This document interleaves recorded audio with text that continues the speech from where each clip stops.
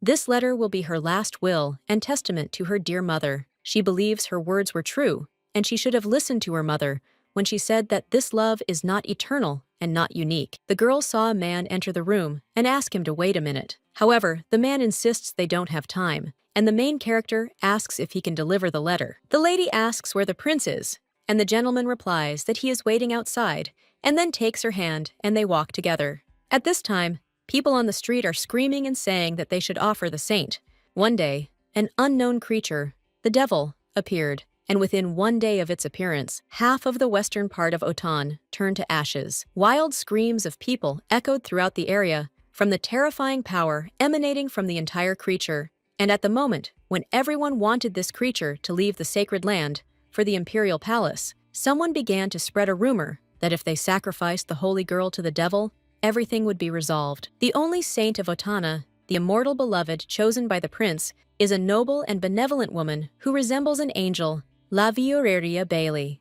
The deceiving saint claimed that there were no people like her in this country, Saint La Villainess, or simply Lara. She was an illusion created by this country's prince, who coveted the throne. The main character understood that she was just a secondary character in the script created by the prince and the temple, and the main actor in this play, Siddharth Hafran Otan, the man she loved very much. The girl says that he is a bastard, and asks if he is happy now, and also wonders what will happen to him when she dies.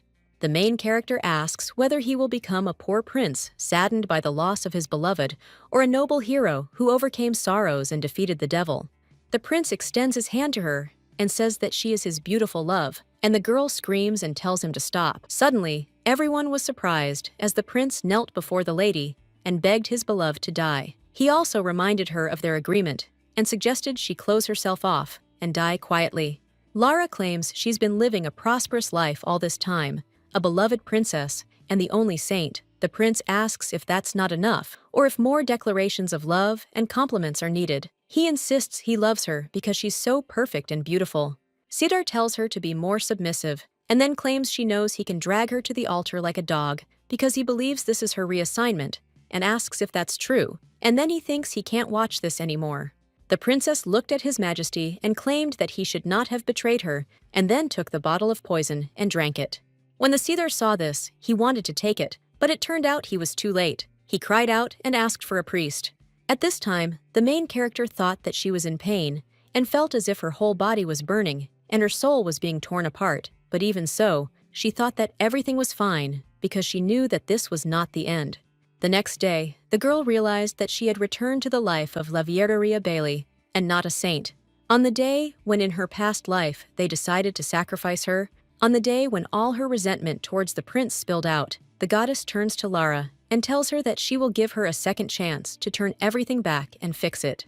At that moment, the main character thought this was the end, but at that moment, she heard a gentle voice. She wondered if it was a message or a temptation from a filthy devil, because she knew it meant nothing. Lara is ready to give up her soul and is ready to find herself in an eternal trap of torment, and she is ready for anything because there is an opportunity to turn back time.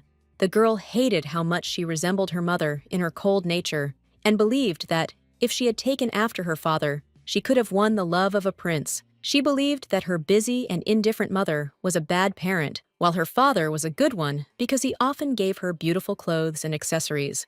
The main character at that time did not know that her father, despite all his good-natured appearance, was a greedy and vile man. The young lady understood that she should be soapy and not look directly into the eyes, and keep her gaze down when smiling and do it quietly and innocently. Her father said that she should wear clothes and not show her skin because the prince liked calm and modest women. To impress the prince, the girl tried to be the most gentle woman in the world. In exchange for losing herself after being chosen by the prince, she began to do everything he asked. The princess did not know that the prince and the temple were in collusion with the evil magicians, and by taking their side, she contributed to the expulsion of the innocent princess and unleashed a war between the kingdom and the lawless regions. A villain with the face of a saint, she brought misfortune to all the people who were near her. The maid asks her mistress how much longer she'll be staying, and also inquires if she's caught a cold from the water. Connie insists that even though it's summer, she asked her not to stay in the bath for so long. The maid looked at her mistress and, surprised, asked what was wrong and if she was feeling unwell. Then she assumed she was cold and asked if she should bring her robe. The main character assures that everything is fine, and the maid asks what is going on. At this time, Laura thought that this was exactly the kind of child she was, and even if her facial expression became a little gloomy, she noticed it like a ghost and always followed her words. Among the Bailey family's maids, Connie was the only one who truly liked her. When she became the prince's puppet, this maid was very dissatisfied and opposed him. She was the only maid who disliked the Sidar prince. Khan asks the lady not to enter the royal castle because he believes that if the prince truly loved the lady, he would not force her to meet his taste criteria from start to finish. The maid says that she knows that she is crossing the line, but for her it is strange because she is dying from worrying about her. The lady claims that she crossed the line because she believes that the prince cannot do this. The child who had the courage to tell the truth was mercilessly cast out. At this time, the main character realized that she had made a mistake and then hugged her maid and thought that she missed her very much, and then thought that it would be right to say thank you to her. Connie asks in surprise why the lady is acting so strangely today, and also asks if she has read the novel about the playboy. There were too many people who were left next to her and became unhappy, and so the main character turned back time to correct her mistakes now. Lara thought that even if she had to become a true villain, she would do everything to live her life differently. However, she wondered how it all happened. The main character understood that she was now at a moment in which she had not yet met him. The girl asks the maid what date it is and how her coming-of-age ceremony went. Connie replies that it was a complete mess, as the Marquise was busy tending to the faction and Madame was absent, and there were no other ladies at the party. Only the master's invited guests. Hearing this, the lady thought it seemed like not much time had passed since that incident. Last summer, on her birthday, after her coming-of-age ceremony, she sent a portrait to the prince, and then she wondered if she had already sent it and whether she had met him.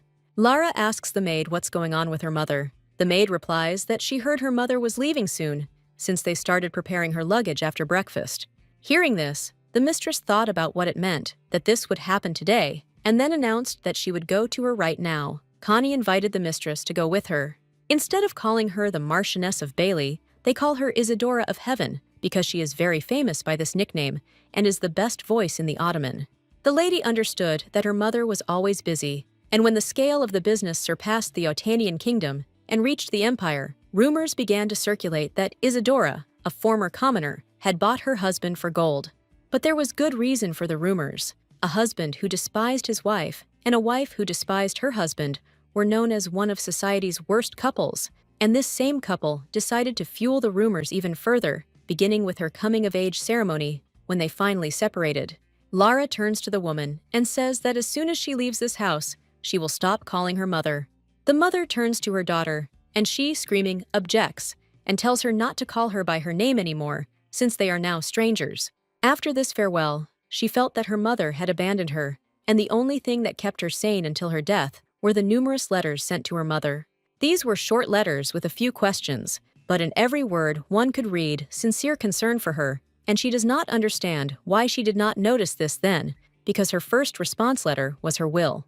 The main character thought that she would have liked to have known then that this would happen, because then she would have advised them to go back to the time when her parents were not yet married and would have wanted to tell her not to give birth to her and not to marry such a man. Lara reflects that now she can only tell her to go away and be happy, and she would like to say this because she assumes that perhaps her mother would feel a little better. If Lara had not been born, then mother would have been able to live a freer and better life than anyone else. The main character thinks that her mother is the coolest and most capable woman in the world, and she ran away being so confident, but now she became scared, and she wondered what if she started to hate her. Lara understood that usually she was the one who didn't care about her, and was afraid that now her mother would react the same way, and if she could, she would at least apologize for all her past mistakes. The young lady realizes that she has no time left at all, since her mother is already getting ready to leave. Connie, surprised, asks the lady why she is running like that and offers to go with her. The girl turns to her mother and asks her to wait, then grabs her hand. At that moment, I thought she'd made a mistake and didn't want her to leave her because she'd come to her senses now and would definitely listen to everything. The daughter didn't want her to leave and simply wanted her to stay by her side. The lady asks her daughter what happened, and at this time, she does not understand whether she will be able to hold this woman back. The young lady wonders if her mother was ever happy in this house, and then tells the woman to divorce her father, and at that time, I thought about how this was the first thing she fixed. As a result, an awkward atmosphere hung in the air, and the girl thought that maybe it was because she had returned 10 years ago, because all this time, they had lived far from each other like strangers, and she began to wonder if it could be that her mother was also nervous, just like her. The daughter asks why she doesn't get a divorce. The mother replies that she wanted to take responsibility for her choice, since her relationship with this man ended long ago, and she promised herself she wouldn't leave this house at least until she became an adult. The lady reports that she understands why her daughter was not allowed to come to her coming-of-age ceremony, since it is natural that she felt abandoned when she was told that she was leaving. The woman reminds her that she told her not to appear in front of her. Hearing this, the protagonist doesn't understand what the hell she did in the past, and then asks for forgiveness. Lara says that she has a question, and then says that if God appeared and said that she could send her to the past, she would wonder if her mother would return. The Duchess says she wouldn't do that, and the young lady asks in surprise why. 1. The Duchess says it doesn't matter, and let her do what she wants. The girl, sitting in the Marquis of Bailey's estate, reflects on the fact that it is actually even better that her mother left because the Bailey mansion will now be very noisy, and she understands that she does not need to drag her mother there. The young lady recalls a previous life where she destroyed her own destiny. She recalls her mother asking her to stop before it was too late because no matter what happened, she would protect her. However, Lara then said that it was not necessary because she had read that she could handle it herself and laughed at the one who gave her sincere advice. The princess realizes she died before her parents and believes she must have been the worst daughter on earth. She simply thought she was a terrifying and strict person, but when she remembers those days, she realizes she was a loving mother, and that's why it was so hard for her mother to turn away from the one to whom she opened her heart. The Duchess is a strong person who was more strict with herself than with others, and the young lady understands that she is not retraining at all because her mother was always on her side, and no matter what mistake she made, even when everything was irreparably ruined, Mom was the only one who offered her a helping hand, and Lara understands that she is lucky that now she can say that she loves her. The maid asks the mistress what she is doing, and then informs her that the artist is already here, and she needs to get ready quickly. The main character looked at the dress, and thought that today was the day when she needed to draw a portrait and send it to the prince. Connie informs her that her hair will be neatly tied and covered with a veil, then reminds her that she did say she wanted to look beautiful. The maid says she will paint her skin white and draw the corners of her eyes a different color. The maid says something about how she wanted her lips not to be too red, so she uses a light pink color.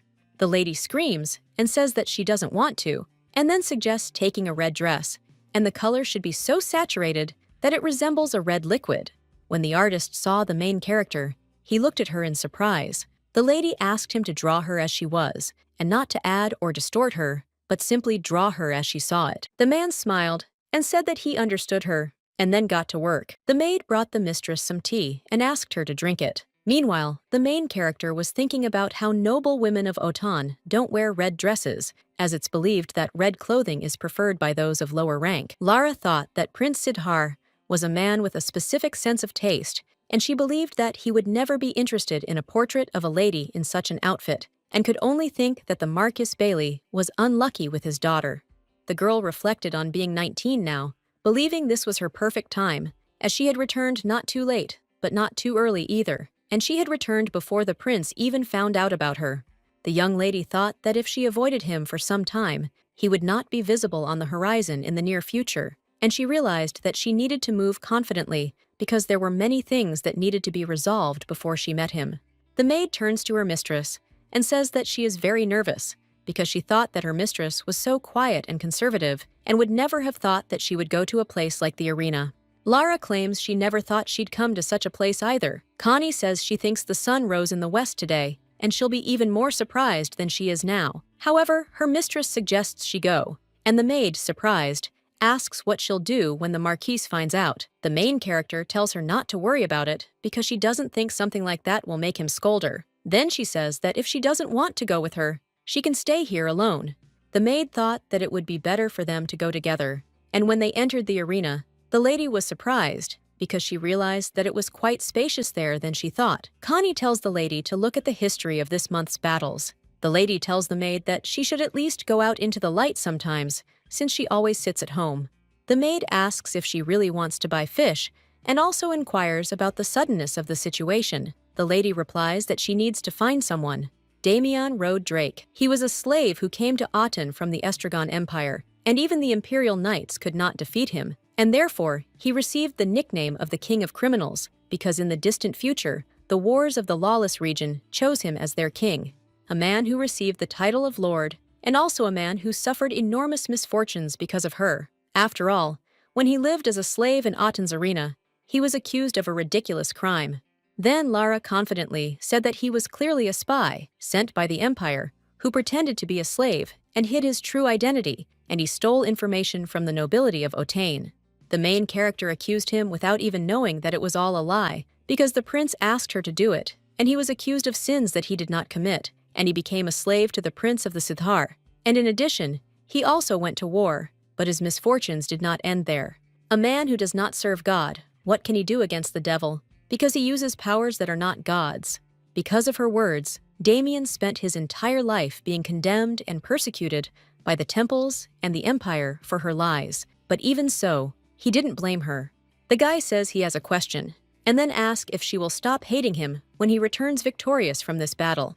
The girl remembers that this was his first question, and the second time it was the same question, repeating it several more times. He asked if she was going to make a false promise again this time. Daniel wondered why she hated him so much, and after asking this, he left the father that same night.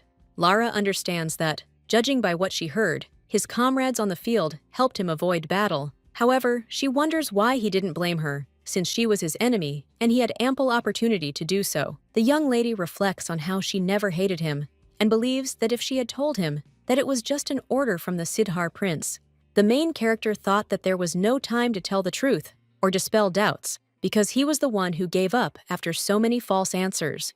Milady looked at the boy and thought she had found him. The maid turned to her mistress and invited her to step aside and go inside. Lara asks if she can find out if this guy is up for auction today. Connie, surprised, asks if she's talking about this worthless slave. Hearing this, the main character thought he was capable of killing everyone present right then and there. The maid said there were other slaves as beautiful as this one, but the girl looked at her in such a way that she agreed. The young lady looked at the guy who was sitting in the cage and thought that she never hated him, and thought that perhaps she could not atone for all her past sins, but unfortunately, she could not even tell him the whole truth. The Duchess thought that in this life at least, she would not leave him alone, because she was sure that she would not repeat the same mistake. The maid reports that this time it arrived this morning, and they don't yet know when they will put it up for auction, and if after they wash it, it looks normal, then they will send it to the tournament. Connie says that they say that if no one likes him, he will be sent to the mine, and that is why she feels sorry for him.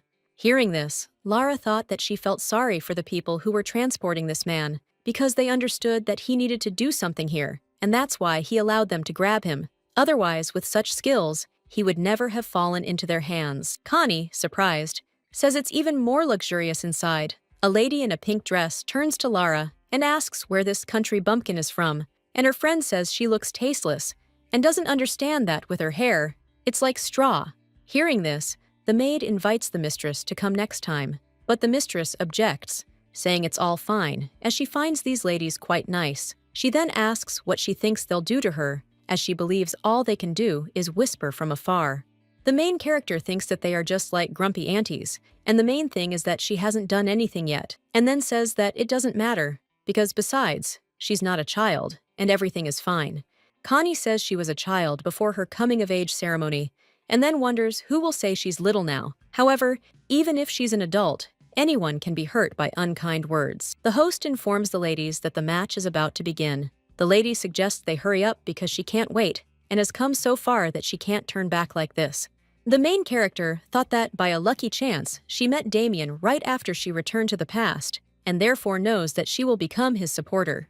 The man informs them that he will give them some information before today's game, as they are currently caring for the newly arrived slaves. Therefore, he suggests not leaving immediately after the game ends, but informing them of his choice. Lara thought that these ladies are in disarray because they want to become the most popular housewife, and this must be their desire. The man announces that the first match is now underway, and that their arena's best customers are competing. The great battle between the warriors of Lady Suivi and Lady Duan. After all, the honor of both the hosts is at stake. He then asks who will become the strongest warrior of the month. The presenter says that a kiss goes to the winner, and a sharp whip goes to the loser. The maid asks her mistress who will win, and she replies that the warrior is Lady Duan. Hearing this, the maid, surprised, asks how she knows this.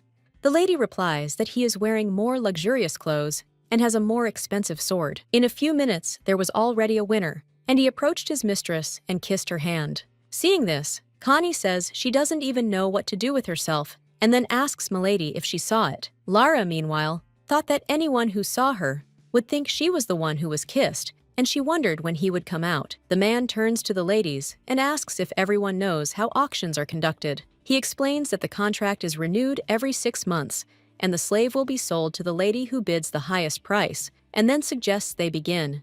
The ladies began bargaining, and almost all the slaves were sold, leaving only a rare species in the Otan. The host says he has black hair, and then asks the ladies if they've ever seen that color. The aristocrats say that he is too skinny and stooped, and needs to be washed, because he is sloppy and even his clothes are inappropriate, and therefore they think that it is not worth spending money on him. Lara turns to the maid and tells her to buy this guy. Hearing this, the maid, surprised, asks why. The lady explains that she wants to befriend him. Connie asks if the mistress is ill, then touches her body and says she has no fever. She then asserts that no matter how curious a person is, it's impossible to be friends with a slave, and suggests it would be better to go to the night ball. The young lady asks if she knows what this place is. The maid replies that it's a place where people find a one-night stand to ease their loneliness. The lady says that this is enough, and then gives her money and says that she can spend as much as she needs, and therefore should buy it. Connie says she's giving 2 gold pieces, and it turns out no one else has given hers. The man says the slave has been sold. The mistress praises her, saying she did a good job. Lara reflects on the fact that she bought the man who will become the king of crime for only 2 gold pieces. At this time, Damien, being in his room, thought that despite the fact that he deliberately did it to look unsightly, he was still bought, and especially for only 2 gold coins. The guy thought that this was not enough to buy even a shabby longsword, and he never thought that he would be treated like this. The slave saw the maid of the lady who bought him, and she said that since he had become a great warrior of her lady, then let him take this. And at that time, the men brought a box in which there was a weapon. The guy asks in surprise what it is, and the maid says that they will see each other soon, and then leaves. Damien opened the box, smiled, and thought that he wanted to see this woman right now. The next day, the maids turn to the mistress and say that she really looks like an angel, and think that the prince must be the happiest man in the world because he is loved by such a wonderful girl like her.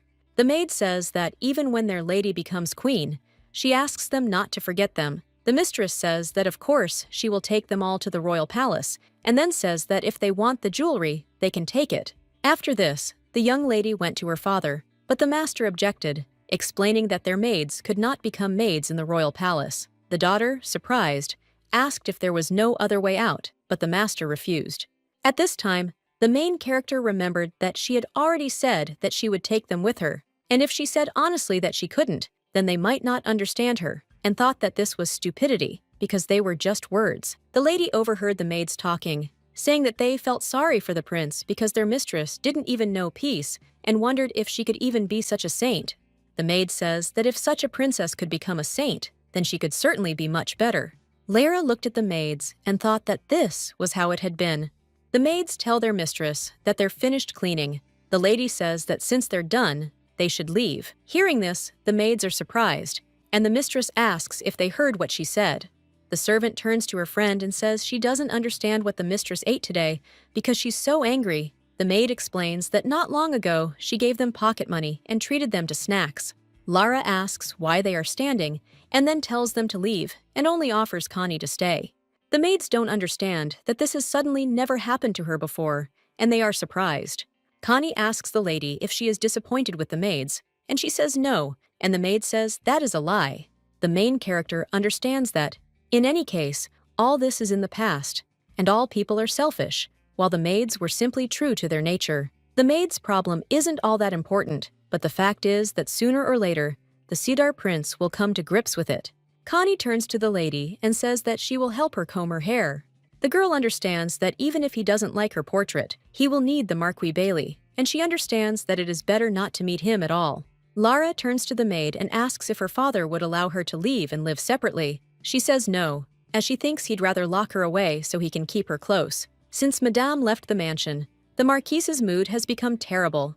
The young lady understands that in social circles, eldest daughters are treated as political commodities and understands that it is natural that he will not let her go. The maid asks when she will visit this slave, since the day has passed. The mistress wonders if anyone visits the arena every day and if she will go there when she gets bored. The main character thought about how her goal was to help Damien, not to become a brazen lady hostess. She wondered what she could do to escape the clutches of the prince and her father. The Marquis Bailey was a man who placed great value on the glory of power and the opinions of others. Despite the fact that all the family's wealth was earned by her mother, he did not acknowledge her contribution, and even considered her own business frivolous. Her father insisted to his wife that nobles shouldn't be merchants, and he was always spouting such nonsense. But the young lady realized that the prince was very much like him, and he needed a well-built woman who could strengthen his name. Lara reflects on what these two people have in common. They didn't like the wasteful women who are always on other people's lips, and she doesn't understand what she should do to become a woman who is the opposite of their demands.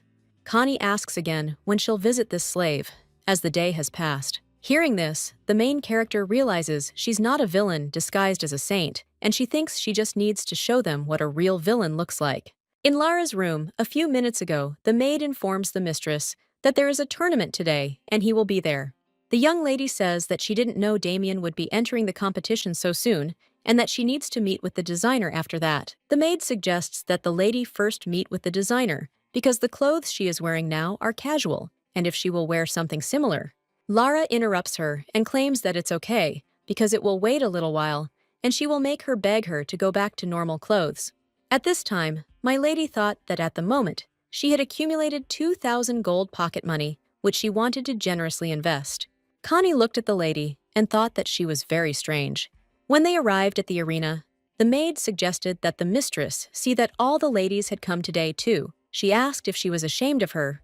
Connie insists she's not ashamed, and then asks if she's comfortable. She replies that she feels fine, and then she thinks that even without listening to them, she can tell what they're talking about. After all, they're gossiping, and she's sloppy and unpretentious. The host announces that this is the first competition of the day, and the Great Warrior Lady Dwan and the Great Warrior Lady Bailey will fight for the honor of their mistresses today. Hearing this, the lady was surprised, and Connie said that this was the same one who won last time. At this time, the main character thought that he was in big trouble, because for this person, all this is just a game, and she thinks that this guy probably doesn't even know how to fight. Lara reflects on the fact that Damien is not playing because he is the kind of person who only knows how to win, and the great warrior Lady Dwan will die. The slave turns to Lady Dwan and gives her a flower, and then says that she is his beautiful mistress, like the morning dew, and therefore he longs to bring her victory in this duel. The host suggests starting. The red-haired lady, surprised, says she's never seen a fight like this before, and the main character reflects on how good it would be if there were no injuries, and everything would have ended with a simple fainting spell, since her slave did not use the sword. A few minutes later, the presenter announces the arrival of a great warrior who exudes a terrifying aura and his mistress, Lady Bailey, and then announces that these are particularly long-awaited moments in the arena, and the great warrior bestows victory upon his mistress. Daniel throws down his sword and then approaches Lara, telling her he dedicates his victory to her, and kissing her hand. He asks her name. Milady apologizes and then announces that she's going to kiss him now. After the kiss, she thinks it's wonderful, even though she hadn't intended to do it in the first place. The main character realized that for kissing a slave in such a public place, she would now be viewed in social circles as a wasteful troublemaker, and it was only a matter of time before this news reached her father.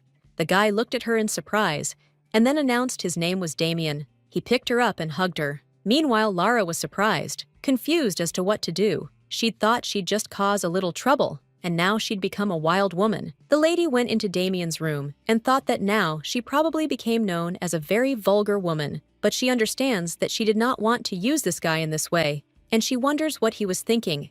The Marquise asks why he kissed her. The young man replies that it was because he wanted to, and wonders if he needs a reason. She asks, surprised, what he wants from her, and reflects on her confusion as to why he acts so recklessly, as if he desperately desires her. Damien says he doesn't know what he wants because he's never made this kind of decision before, and that's what it's like to be a slave. Hearing this, the main character thought that she was like that too, and in the past, she didn't even know what she really wanted because she did what she was ordered to do, and the man who was born a slave and lived on the battlefield. And although she was born into a noble family, she did not have freedom and therefore understands that they were terribly similar. Lara turns to the boy and asks if he wants to live. He, surprised, asks if they're not alive now, and then says that if he dies, he won't be able to do anything. The girl asks where he wants to go, and if there is anyone he would like to meet, and also whether he wants to start a family or take revenge. However, the guy insists that she was completely off topic, and that he's not interested in any of it. She asks why he came to the Aten then. The young man replies that someone told him he could make a lot of money as a slave in the arena. Hearing this, the lady thought everything had been said fairly, except for the last part. However, she understands that this won't change the meaning, because the main thing is for him to be happy. The Marquise says she will pay the ransom, and he will be free. He asks the lady if she would consider becoming his mistress for the next 6 months, and also wonders if he isn't a slave worth being proud of. Hearing this, the main character doesn't understand what he's up to and what kind of proposal this is, and she realizes that if she thinks about it, he probably means the title of mistress, and thinks that this will be a good reason for a meeting. The girl thought that when he gets closer, he will understand that her enemy is a prince, and understands that this will take a little time, but until that moment, no matter what he wants, she must give him everything. Lara says that if he wants to go out, he should let her know at any time, even when he needs something. The maid reports that someone came from the mansion, and the Marquise was very angry and ordered to repaint the portrait and return back immediately. Hearing this, the lady thought about what it meant that he didn't know that she was in the arena, and then she turned to the guy and told him to be careful because her father could order his people to deal with him since rumors would definitely spread because of today. Damien asks what's wrong with him finding out, and also wonders if it's a bad thing. She explains that rumors tend to grow the more they're exaggerated, and others likely assumed they had a very deep relationship, and the same goes for her father. The guy says it's a deep relationship, and she suggests he be careful. He asks if her father has a swordmaster, a mage, or a knight devoted to his family. She replies that they don't have such people, and Damien wonders how he'll be able to finish him off then. Then he insists he won't die, touches her hair, and calls her his mistress. The lady says that it is time for her to go, and also tells him not to call her that, because her name is Lara, and if he wants, he can call her Lady Bailey. The guy agreed with her, and then showed her a bag of money. Seeing this, the girl couldn't understand how he managed to do it. She thought he was a slave who took care of his own needs, and now she didn't even know what to look for first. The lady tells him to buy clothes first, and he asks when she'll come again, and if it will be soon. The lady replies that she'll see how it goes. When the young man was left alone, he thought that, first of all, he needed to calm down, because without a hometown, without parents, without a name, he lived and learned to fight on the battlefields of the Tarragon Empire. Damien learned spearmanship from a knight, fencing from mercenaries, and was also able to study the tactical planning of a respected general. There were people who recognized his talent in the process, but he lived as a wandering slave for 24 years without joining anything. Even when he drinks, he doesn't get drunk. Even when he sees a beautiful woman, he won't pay attention to her, and that's the same as not being interested in money, power, or fame. The guy thought that there was nothing that he wanted to do or achieve, but he believed that this woman, Lara, was different, and he wanted to know her name, the one who came to the arena without being interested in her. Damien wondered why she was looking at him so warily, because this was definitely their first meeting, and he wondered why she seemed so familiar to him and why she was looking at him as if she knew him well. The guy thinks that he is going crazy with curiosity and wants to meet again as soon as possible, and he understands that this is the first time he feels this way and therefore wants her to return as soon as possible. When Lara went out for a walk, the lady offered to look at this shameless face, because if she were in her place, she would want to disappear into the ground, because she doesn't understand how one can be so careless as to kiss a fish in front of everyone. The woman says that she is the daughter of the Marquis Bailey, and her friend said that she was known for her excellent manners, and therefore does not understand how this girl could change so much, and also suggests that maybe they even slept together. The lady asks if they have seen the body of this slave, because she is sure that she bought him only to have fun at night, and it looks like they have already had fun.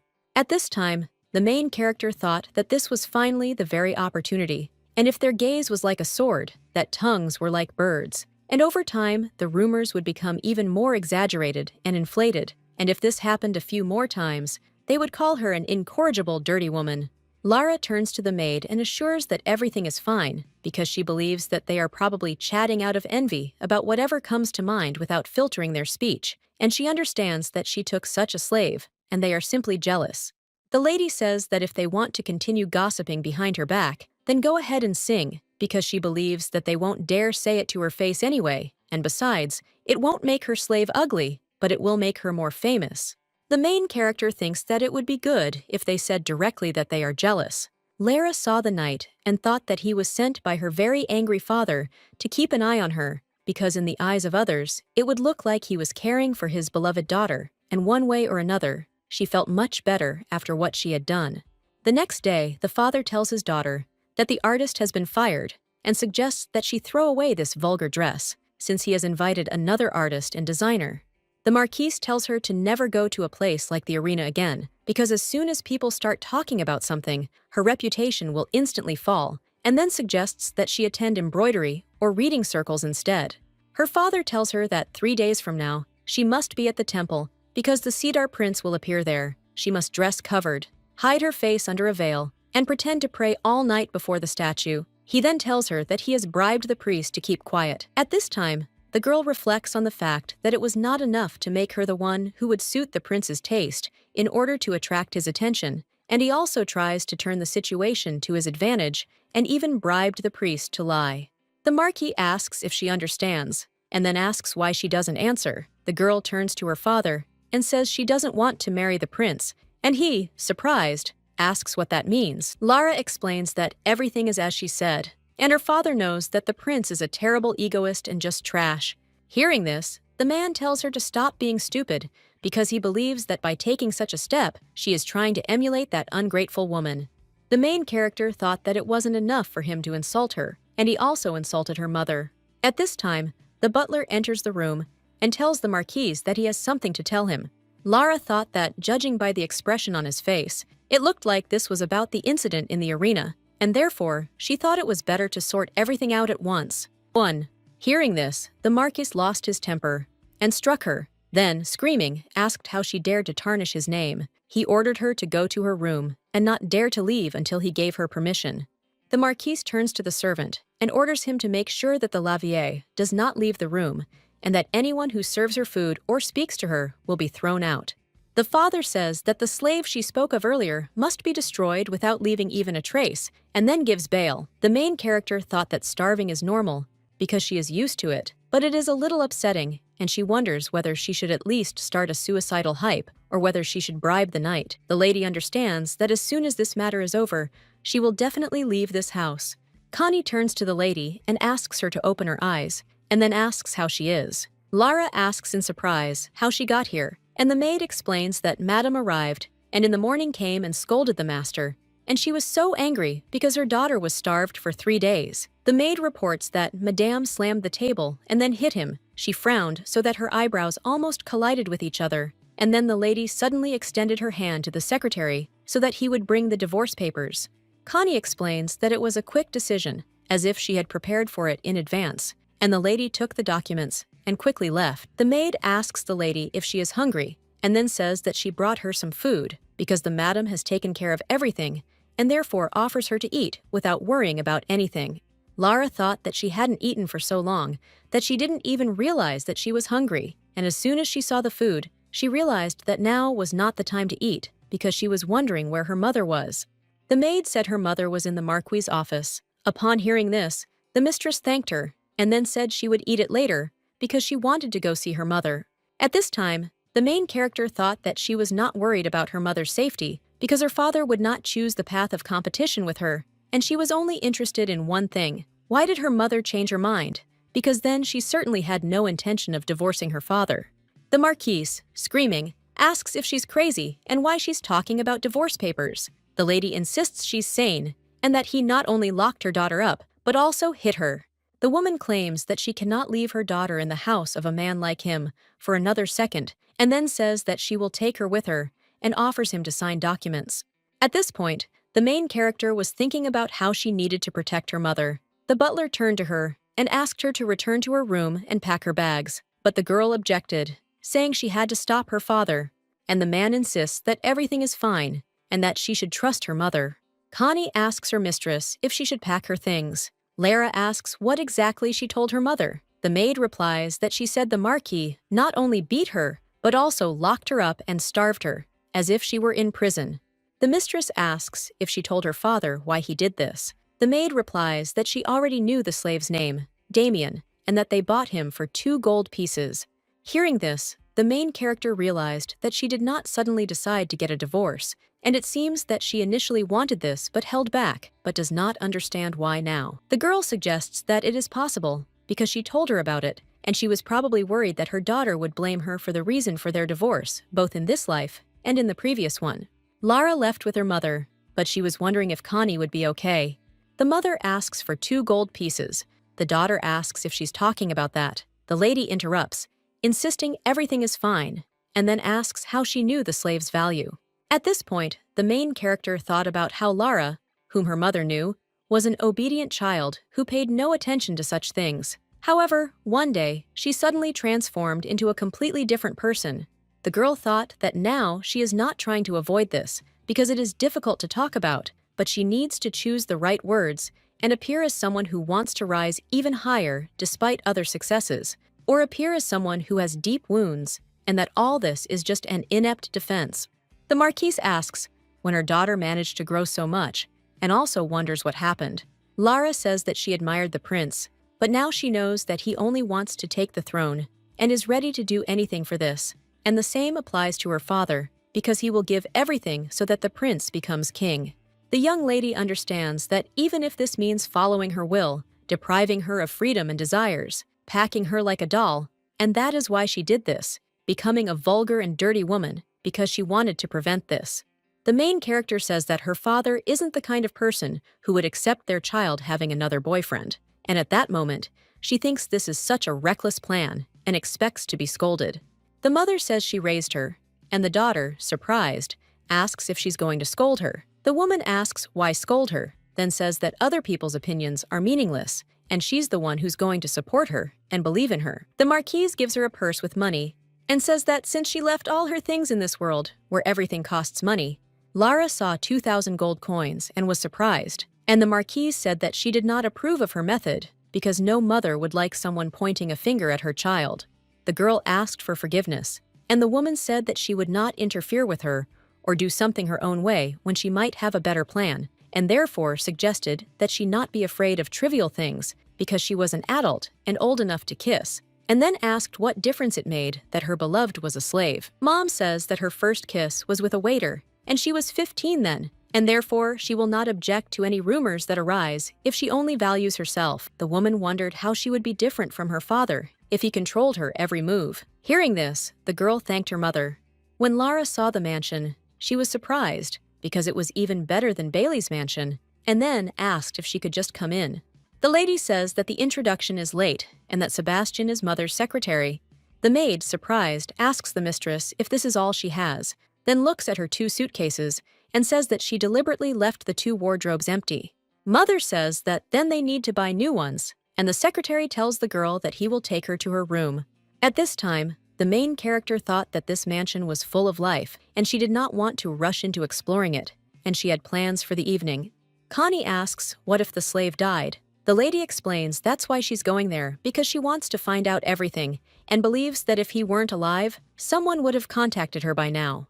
The young lady reflects on what Connie thought, that she, and of course her father, did not let her go so easily. Suddenly, the man turns to the Marquise and says he was waiting for her, because he couldn't send anyone to her house, and so he waited. She asks why, and also wonders if it was because of the attack. The man says he won't be interested in this, and then says that the slave is safe, and that they have also brought in additional security personnel to ensure her peace of mind.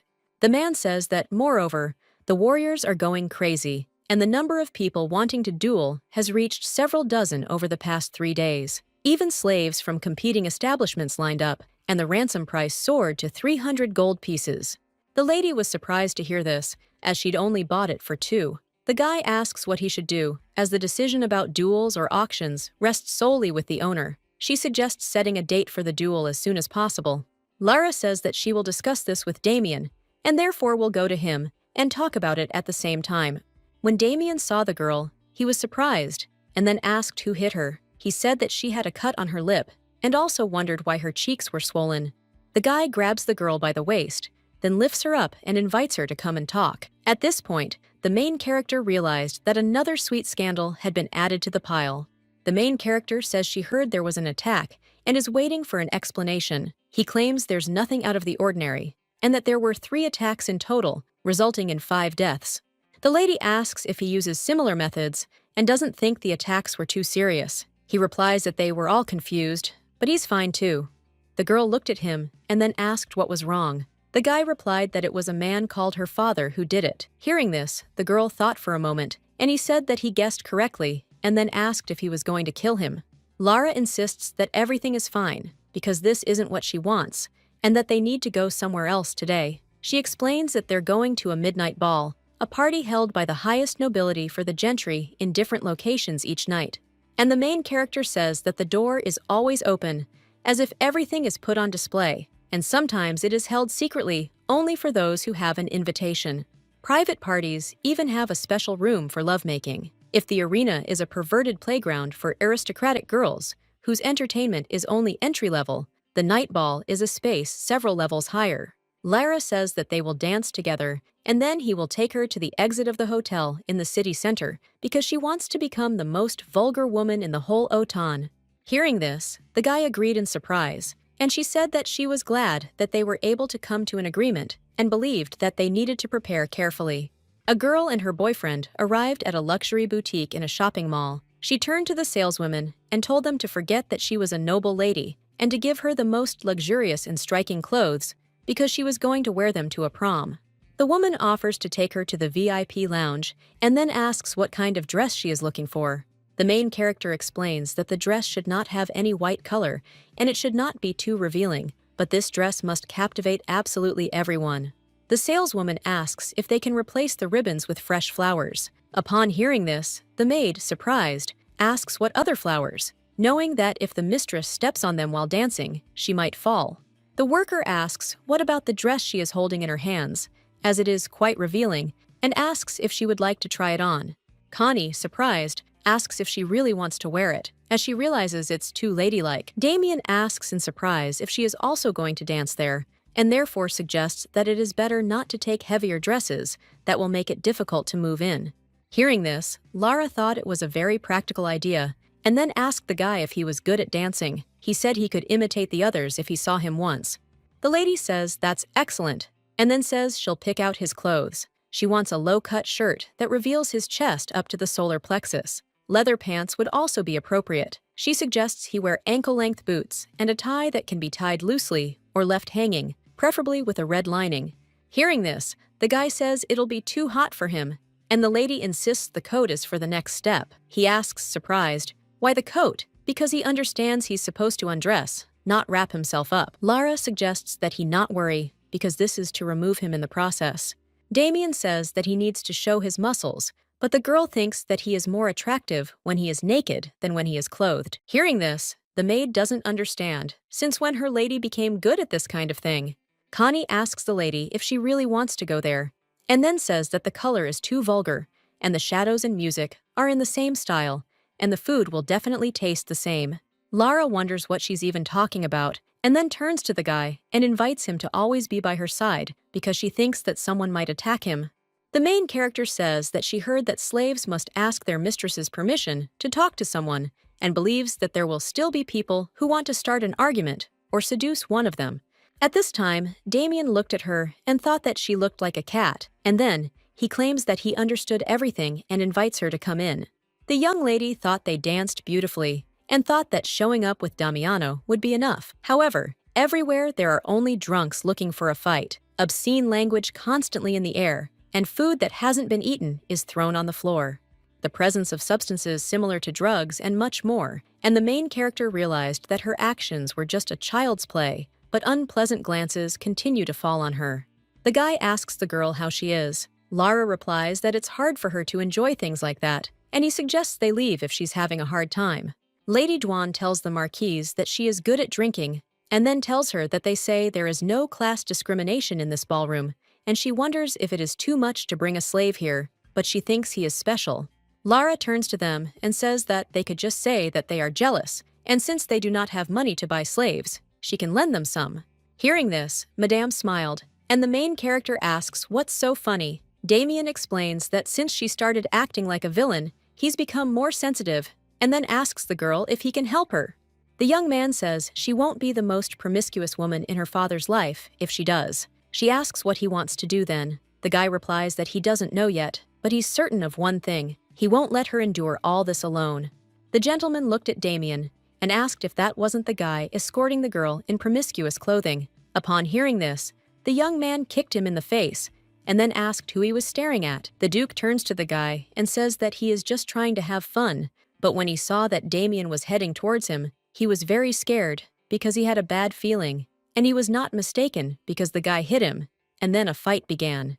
The Marquise, surprised, asks what he's thinking and then grabs his hand to stop him from being theirs. She tells him to flee the Otan and return to the Empire.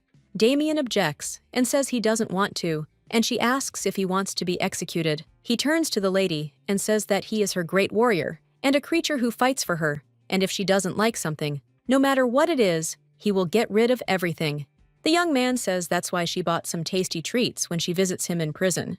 The main character thought that even her professor at the academy had never reproached her, but now she was in the investigative department of the police, and she became interested in what he was thinking about. The man asks if she is the daughter of the Marquis de Belly, and also inquires about her relationship with the captive slave. She replies that he is her warrior. The policeman, however, believes they shouldn't be considered warriors, but rather lovers. The lady thanks him for his advice, and he orders her to sign a declaration renouncing ownership of her slave, Damien, and agreeing that the slave will be punished for the crime he committed. The girl asks what kind of deserved punishment this is, and he explains that it is the death penalty. Lara claims that she will not do this, and if he wants to get a signature, then first let her meet with him. The man believes the young lady is acting as if she doesn't understand what's going on. The Marquise claims she knows he can't force her to sign, and even knows that even if a criminal is a slave, he can't be disciplined as long as he has a master. The policeman screams and says that this slave is dangerous, and if everyone finds out about what happened in the banquet hall and about her presence there, it will be much worse. However, the lady assures that she doesn't care, and he then suggests that she come tomorrow afternoon and informs her that he sent a man to her house and that they will come for her sooner. The main character says that such mercy was not necessary. A young man enters the room and tells the lady that he has come to pick her up, then takes her hand. He explains that the Marquis ordered him to return her and ensure her safety. Lara claims that she is not going to return, and at that time, she thought that he would not help her if she bit her tongue and red liquid came out, and he simply would not even look at it and would drag her by force. Lady Duan, seeing that the Marquise is in danger of turning to this young man, orders him to let go of her hand. Then she asks what this new method of interrogating witnesses is and says she's already furious and suggests not angering her further. Hearing this, the main character thought they could simply pass by and not interfere. The lady then asks, how dare a servant drag along a lady, the only daughter of a precious Marquise family, and then asks if he wants to lose his hands. Lara doesn't understand why they're standing up for her and wonders if they didn't hate her. The man apologizes and then explains that the Marquise told him to bring the lady. Milady screams and asks if the noble Marcus Bailey treats his daughter like a dog and asks if he ordered her to be dragged back by force. The lady screams and says that the Marquis Bailey beat and did not let his daughter out of the room, and then asks if he now ordered her to be kidnapped. The man apologizes and then announces that they are leaving. The woman runs up to him and asks if he understands, and at that moment, the guy pushes her, causing her to fall. Another lady asks if he attacks nobles, and then calls the guards, and also asks what the security forces are doing. The lady with red hair turns to her friend and asks if she hit herself hard, and my lady says that she thinks she broke her leg. At this time, the man thought that anyone would understand that this was a game. Lady Duan says that this is the last warning, and if he does not leave there or takes Lady Bailey against her will, then she will spread rumors that he kidnapped her, beat her, and humiliated her. The woman claims that no matter how high-ranking a nobleman the Marquise is, he will not take his life into account. And then she approaches the chest and offers to go with them to her carriage. Lady Duan turns to the girl and suggests calling her Eunice and her friend Jimena. The main character says that her name is Lara, and Eunice says that she knows it because there are few people in Otana who don't know her. The Marquise asks why they helped her. The lady explains that they are interested in her, but at first she irritated her, as she was an exemplary student who was always praised. But then suddenly, she invaded their territory and even snatched an attractive slave. Eunice says the more she looked, the stranger it seemed, and that kiss with the slave that had attracted everyone's attention before, and she had nothing to do with him. The lady claims she was wearing a red dress, a color considered vulgar, and she kept wondering what kind of vulgarity it was. Afterward, the Marchioness went to the night ball, apparently to enjoy it, but it doesn't seem like that was actually the case.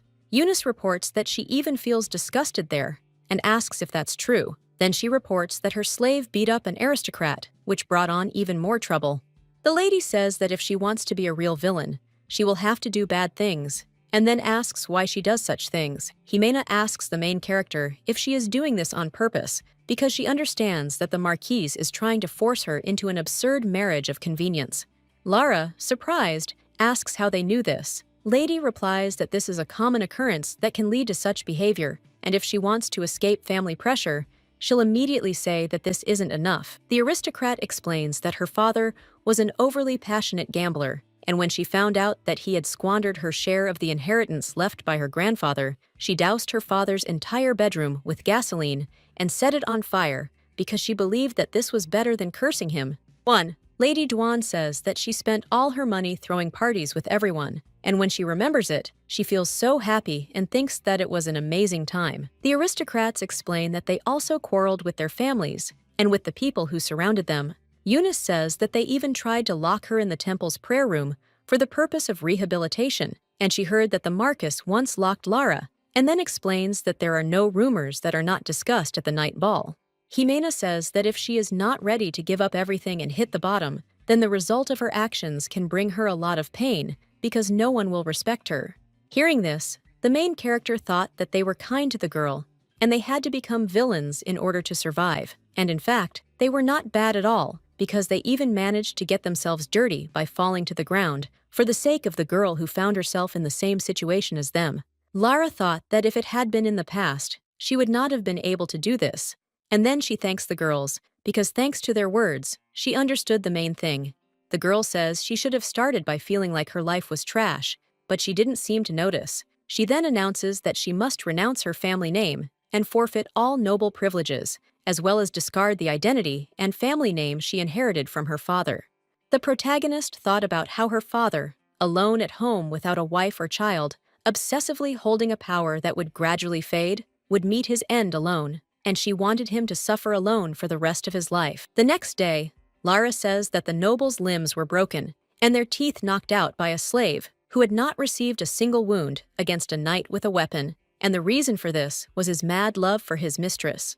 The lady says that he doesn't like to show her to others so much that he hits them with his aim, even at those who just look in her direction, and then asks what he thinks about these rumors that he created before he got here. Damien wonders if it is true what they say, that this lady is so beautiful and charming that the slave completely forgot about his status. Lara reports that more than a dozen people say that he should be executed, but he claims that this is not enough, and the girl asks what he is planning.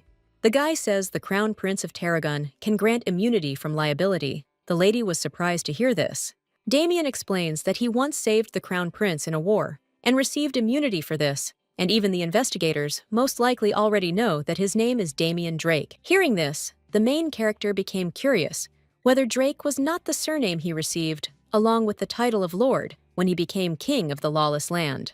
The Marquise says that if he has a last name, that means he can't be a slave, and then, crying out, asks why he pretended to be one all this time. He replies that he's too lazy to explain. The young man says that for him, slaves and commoners are the same thing, as is dying on the battlefield or being executed.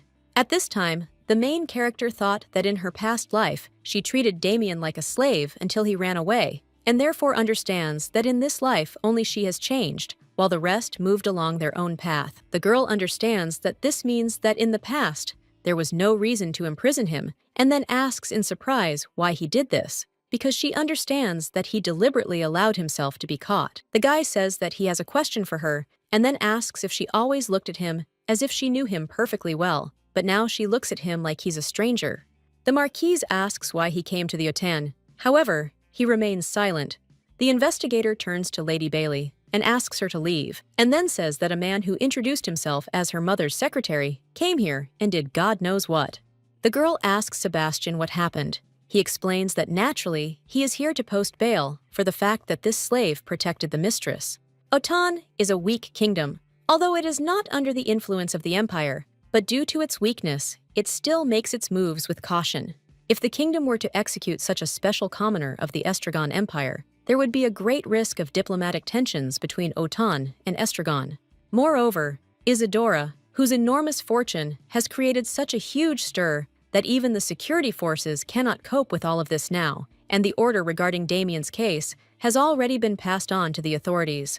Sidhar Hôtel, the king's eldest son, because of his outstanding abilities, if only a younger sister had not been born who was better than him, that was the first thing the prince thought about when he realized that he would fight for the throne with his younger sister, who is 10 years younger than him.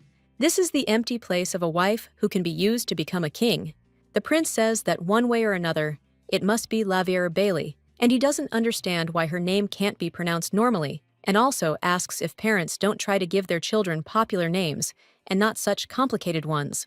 The butler explains that the Marquis Bailey is obsessed with aristocratic things, and he probably wanted to demonstrate his nobility with this long and complex name, and then says that, in short, her name is Lara. Sidri wonders if the Marquis Bailey didn't say that he desperately wants to make his daughter a princess, and then asks in surprise why the portrait is like this, and whether the Marquis intends to turn the country into a kingdom of debauchery. The man explains that he said he called an artist to redraw the portrait, but because his daughter was not home, nothing happened. His Majesty asks if she has run away from home. The butler explains that the Marquise is in the middle of divorce proceedings with Isadora del Celestial, and word has it that his daughter has left with her mother. The prince thought that the Marquis of Bailey was a card that would be a waste to throw away because of the actions he had committed. Many aristocrats respected him. Sidri says that a close friend with whom he worked so hard is getting divorced and is left penniless, and he simply cannot watch this. And then he tells them to tell him to demand an exorbitant amount of alimony so that the Marquise understands that she should not get divorced. The prince says to send a respected nobleman as a mediator between them, and he will also take part in this. Then they will not dare to behave arrogantly, because he will also invite them to a banquet that will take place in the near future. His Highness believes this woman will eventually thank him. The assistant asks His Highness what to do with the slave. Sidri says to let him go and console the victims in Meru. He believes they can't be proud of being beaten by a slave. He also believes that from now on, the real battle for the throne will begin, and there must be no friction with the empire. Less than a week after his imprisonment, Damien was released, and in the meantime, Lara visited the prison twice a day with snacks. He sampled dishes from all the best restaurants in the capital, and the protagonist thought that if she treated him to delicious food, he wouldn't want to return to the arena.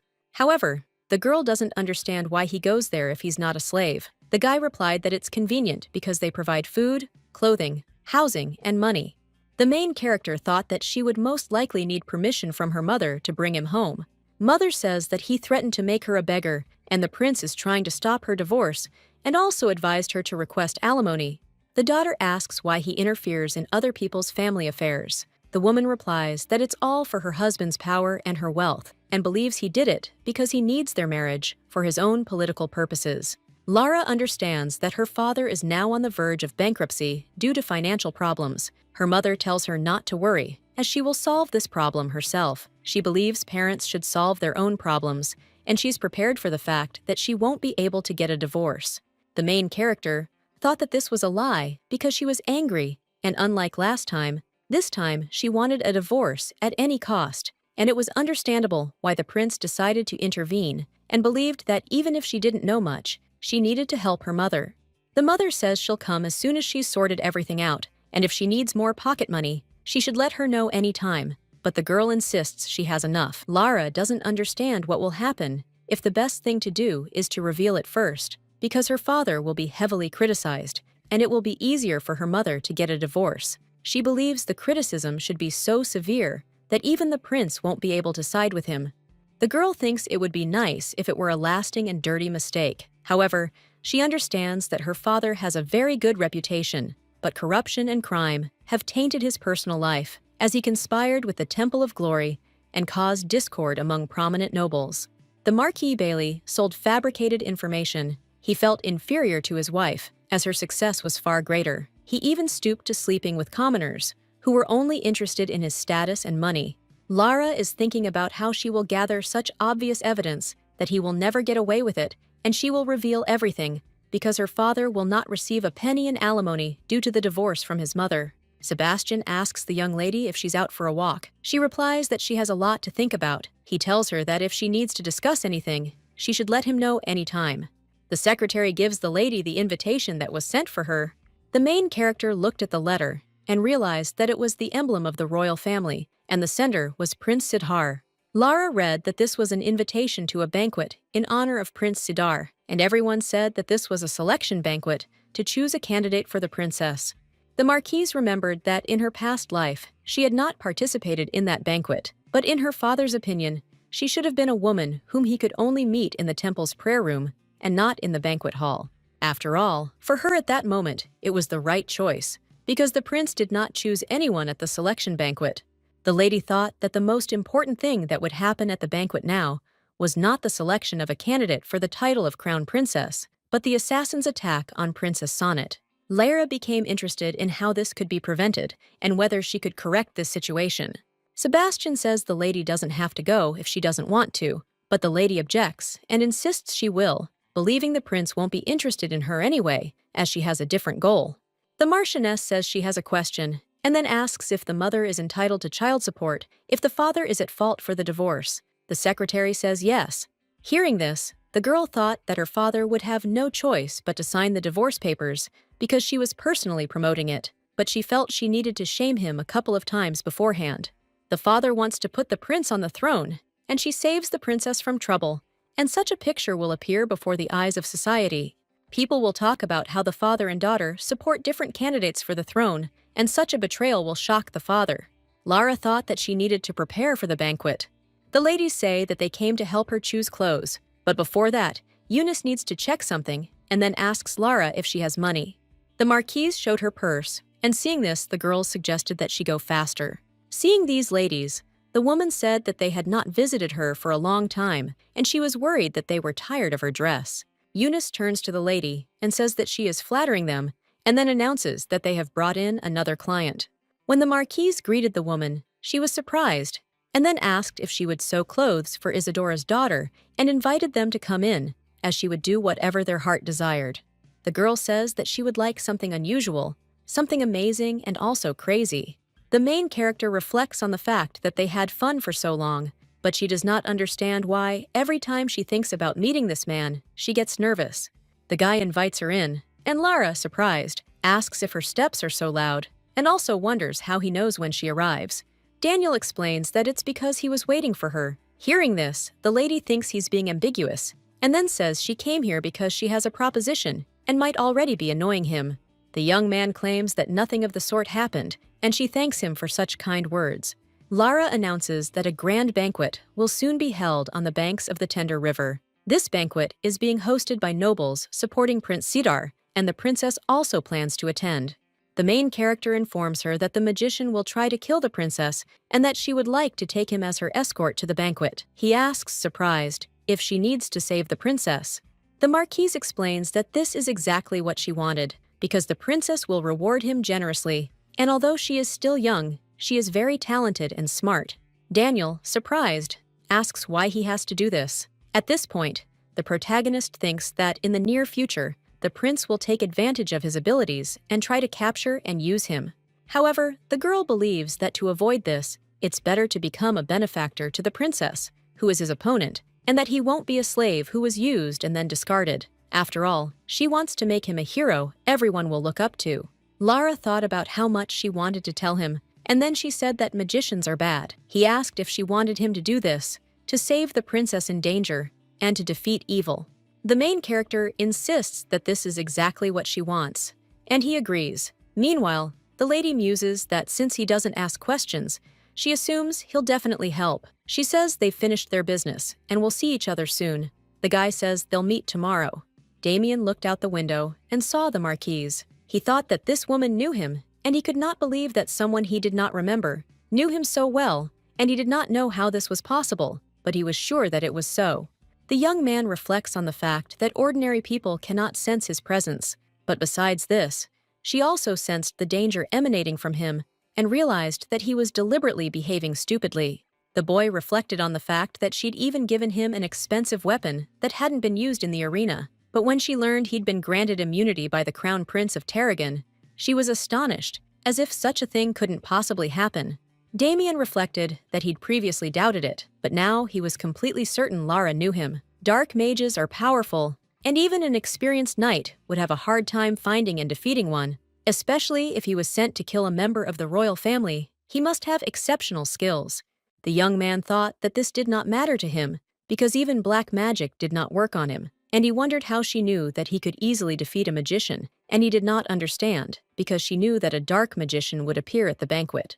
Damien believes he's suspicious of her, but can't leave her, and he wonders if there's an even more absurd scenario. He muses that the strange feeling of loss that has haunted him his entire life disappears when he's with Lara, and he thinks about her from morning to night. The guy realizes he keeps thinking about her and waiting for her to come to him, and every time someone passes by the door, he listens to see if it's her, and he believes his people will die laughing if they find out Lara knows about him.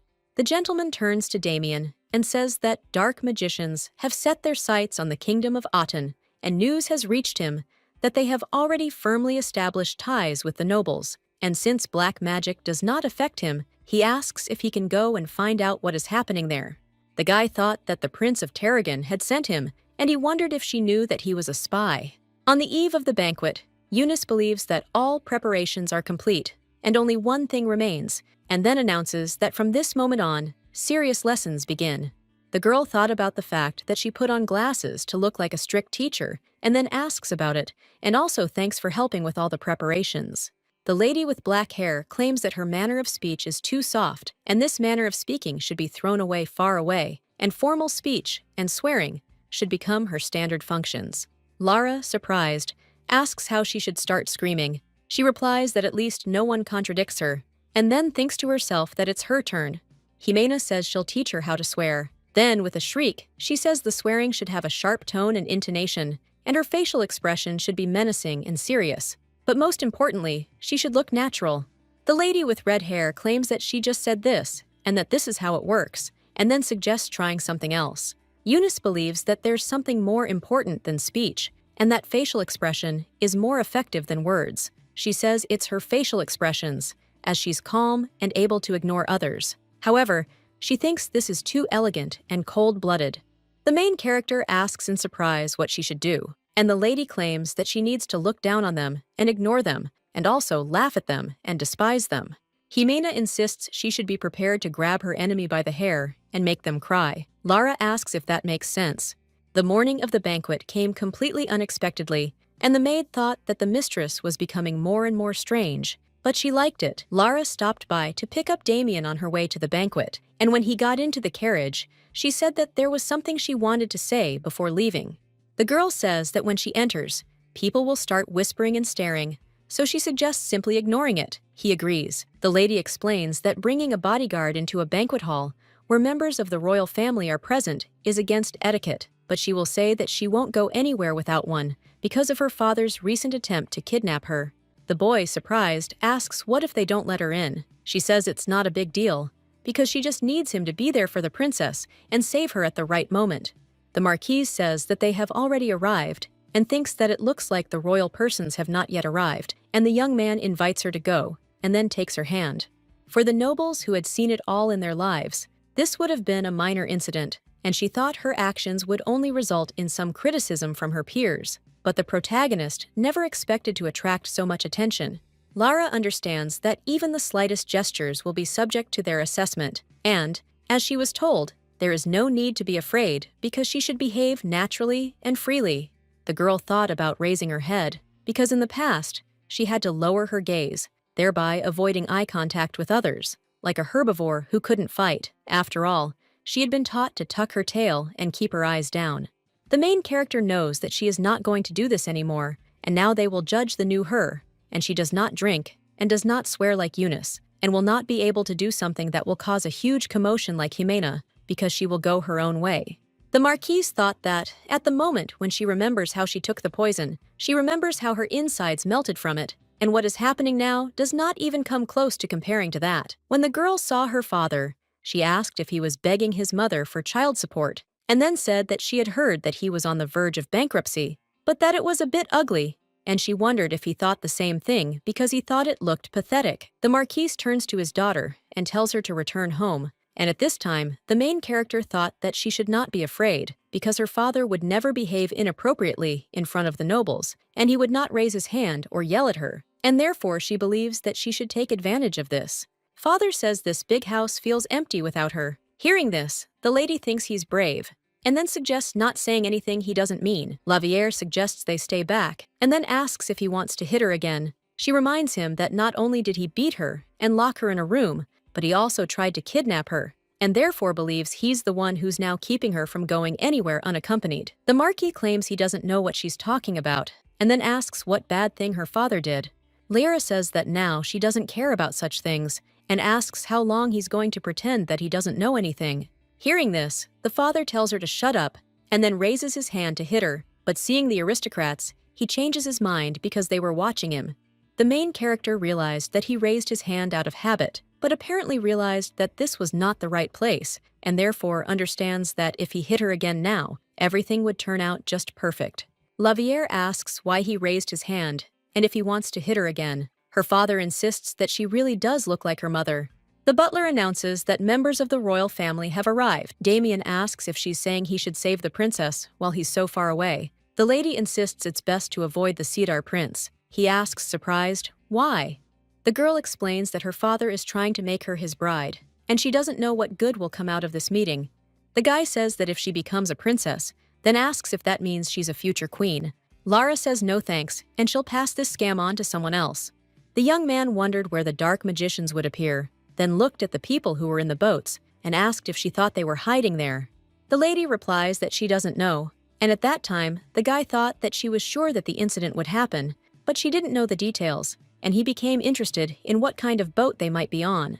Lara asks if he'll be okay without a weapon. He asks, surprised, if she thinks he'll lose. She insists he'll win, and he agrees.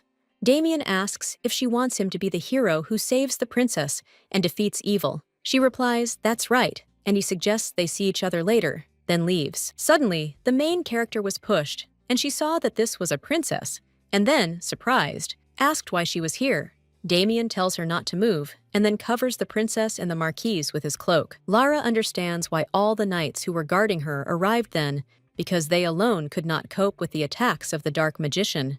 The boy thought the shield wouldn't help, but then he saw the dark mage using his power. He turned to the marquise and said he was counting on her, then jumped onto the boat and knocked the dark mage down. At this time, the main character watched him from the balcony and thought about what he caught, and it worked, but she became interested in what happened to other people. Lara realized that the people Damien had protected were okay. The princess turns to the lady and asks if she's hurt. The Marchioness replies that she's not in the least bit hurt, then asks what's wrong with the princess and her knights. Her Highness claims that everything is fine, and then touches her. At this time, the main character thought that her hands were so icy and suggested that they go to a safe place together. Her Highness addresses the aristocrats and says that all the wounded must immediately receive medical attention. She will go first with the Lady Bailey, and therefore asks that the ladies' knights be brought to her room. Lara reflects that she was also a little scared, but now she knows what a princess is like. Her Highness tells the girl that she is very sorry that she dragged her into this, but believes that she should have left immediately because she thought that no one would be around. The main character reflected on how this had enabled her to save the princess, and then told her not to be shy, and to simply call her Lara instead of Lady Bailey. The maid turned to the princess and said that Lady Bailey's knight had arrived. Sonette Autan is a sweet, beautiful, kind, and intelligent princess. They say that as soon as her mother becomes ill, she immediately goes to look after her and goes to the king's office every morning to greet him. Rumors about the princess are endless, and when a young maid made a mistake, Her Highness didn't scold her, but treated her to sweets, and she never slacks off in her studies, and she built a separate room for the knights. They say Her Highness always tries to help the weak and simply adores children. The main character thought these stories might be exaggerated, but the princess bowed her head and thanked her. Lara reflects on the fact that she, of course, also thought that all these stories were rather exaggerated, but she turned out to be exactly as they said about her. Damien explains that he was simply trying to protect his mistress. Her Highness asserts that they are her saviors, and therefore her father will reward them generously since she won't just let things go. Then she asks if there's anything they wish for. The guy says that if his mistress wants something, then it will be his wish too, and therefore asks to give the entire reward to his mistress.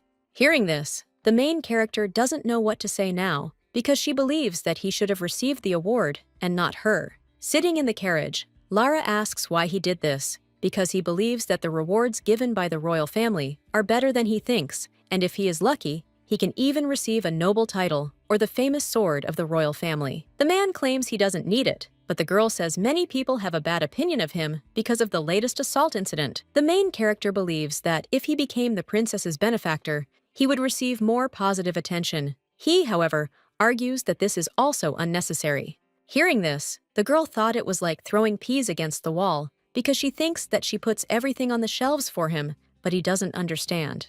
Lara thought that she was very glad that neither the knights nor the princess were seriously harmed, and her guilt in the past was that, on the contrary, she sympathized with the supposedly poor prince who had to exile the princess. The girl thought that she couldn't say that she had atoned for her guilt, but she was so glad that she was able to pay back at least a little, and it didn't matter that she had managed to make Damien a hero, since she believed that there would be many more opportunities for this in the future. The Marquise turns to the boy and asks why he pushed her toward the princess. He replies that it was because she was trying to save the princess, not him. The young lady wonders what he was talking about with the magician on the boat, because she saw that he grabbed him by the neck and said something to him. The man explains that he asked what his goal was, and he replied, "House." The lady insists it's obvious, and even if she can't give him a title, she'll definitely give him the famous sword. Damien says that he wants to watch, and at this time the main character, half asleep, says that she really worked hard today, and before that, she was very nervous, so it seems she is so tired. The guy strokes the girl and wishes her sweet dreams, and also enjoys her beauty. Meanwhile, Sebastian asks if there is still any news from Lara, because he understands that they have not yet received any eyewitness accounts since the attack took place.